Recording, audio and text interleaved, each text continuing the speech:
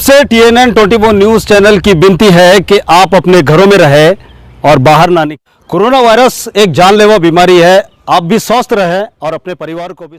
नमस्कार, TNN 24 news में फिर एक बार आपका स्वागत है। मैं हूं रियाज शेख। आज हमारे साथ नागपुर के ट्रैफिक DCP विक्रम साड़ीसर है, जो अपने कार्यों को लेकर काफ़ी प्रशंसा उनकी नागपुर में देखी जाती है, सुने भी जाती है। और कई बार हमने देखा है, गिट्टी खदान में देखा है, जब एक ट्रक की ब्रेक फेल हो गए थे और उस समय एक ड्राइवर की भी मौत हो गई थी। उस वक्त सर ने बिल्कुल तुरंत वहां जाकर अपनी कार्रवाई को अंजाम दिया। तो ऐसे अधिकारियों के लिए कहीं ना कहीं न्यूज़ चैनलों में और नागपुर की जनता में एक बहुत ही गहरा प्यार नज़र आता है।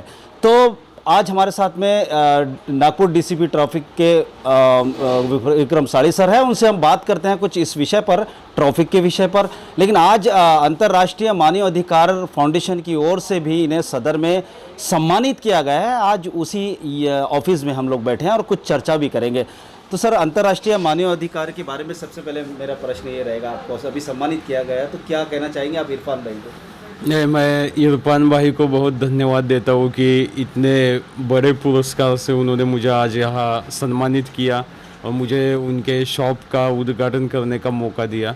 तो मैं तहे दिल से उनका अभिनंदन और शुक्रगुजार करता हूँ कि ये मौका मुझे दिया उन्होंने। सर, ये कोरोना काल की अगर हम बात करते हैं, क्योंकि आज के दौर में कोई भी न्यूज़ कोरोना काल, कोरोना को लेकर हो ही नहीं रही है, क्योंकि सबसे बड़ा मुद्दा अभी कोरोना का ही आ रहा है, कहीं भी जा रहे हैं। तो आपका क्या मानना है कि कितना कंट्रोल हुआ है या नहीं हुआ है, या फिर वो हमारे भारत की जनता की बात करूंगा मैं, नागपुरी नहीं, पूरे भारत की, कि उन्हें आप क्या मैसेज देना चाहते हैं? नहीं, अभी कोरोना तो नागपुर सिटी में बढ़ रहा है। हमारे नागपुर शहर पुलिस की तरफ से हमने बहुत नो मास्क, सोशल डिस्टेंसिंग और एनक्रोचमेंट के बहुत केसेस किए। मुझे लगता है सबसे ज़्यादा महाराष्ट्र में केसेस यहाँ हो गए होंगे। फिर भी लोगों में मुझे लगता है उतना अवेयरनेस नहीं आया अभी तक, और प्रशासन भी फाइन करके कोई सुधर नहीं सकता। हमारे मन से और हमारे बांधवों की सुरक्षा और खुद की सुरक्षा करने के लिए हमें और लड़ाई देनी पड़ेगी। इसके लिए हमारे पास जो प्रिवेंटिव मेजर्स है उसमें मास्क पहनना, सैनिटाइज़र यूज़ करना और सोशल डिस्टेंस, ये 3 चीज़ों का प्रायोरिटी से हम पालन करेंगे तो मुझे लगता है हम 100% कोरोना पे मात कर पाएंगे। और नागपुर शहर का अभी स्थिति चिंताजनक है। अगर लोगों ने इसका पालन किया तो वो बाहर आ सकते हैं उससे। सर, आप यूँ के नागपुर के DSP हैं और ट्रैफिक से आप संबंधित हैं, तो मैं आगे चलूँगा इस बात को लेकर कि पहले 200 रुपये मास्क का फ़ाइन रखा गया था और अभी 500 रुपये कर दिया गया है, तो क्यों, क्या वजह थी सर?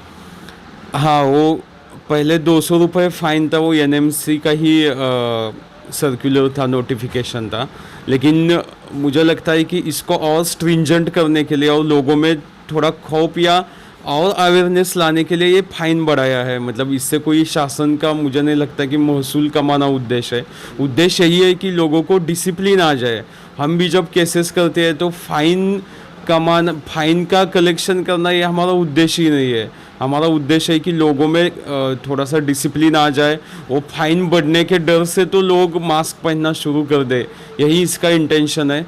इसलिए वो फाइन शासन, गवर्नमेंट ने ही, माननीय होम मिनिस्टर साहब ने उसका घोषणा की थी, इसलिए वो बढ़ाया गया है।